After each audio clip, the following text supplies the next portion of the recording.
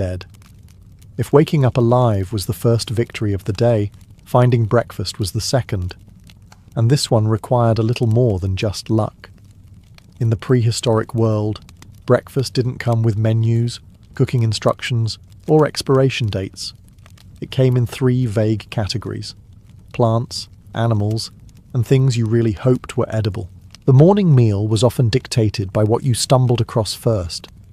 Maybe it was a tree heavy with figs. Maybe it was a bush covered in berries that looked safe, although no one in your group could quite remember if the last guy who ate them had survived. Early humans didn't have field guides to help identify plants. Their method was more experimental. If the taste made your lips tingle, you stopped eating. If it made your vision blurry, you really stopped eating. Protein was harder to come by. If you were ambitious, you might climb a tree in search of bird eggs, which were delicious, fragile, and heavily defended by angry parents with sharp beaks.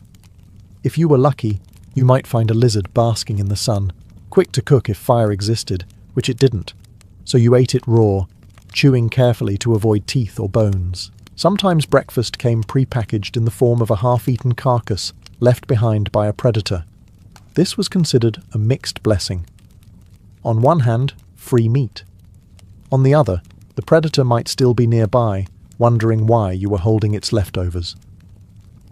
In these situations, eating fast wasn't just a recommendation. It was the only safe option. Water often counted as breakfast too.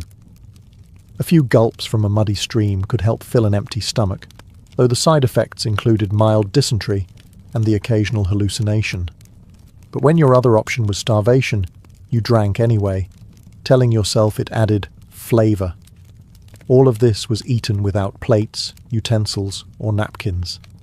Meals were taken standing up, crouched down, or on the move, because lingering too long in one spot meant turning yourself into someone else's breakfast. By the time you'd swallowed the last bite, your stomach was only half satisfied, but your survival odds had increased. And in the prehistoric world, that was the only review score that mattered. Finding water was easy. Finding safe water? That was a mythical concept.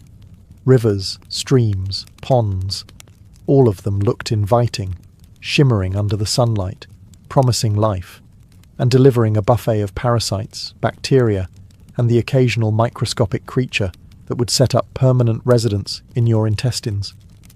Still, dehydration was not an option.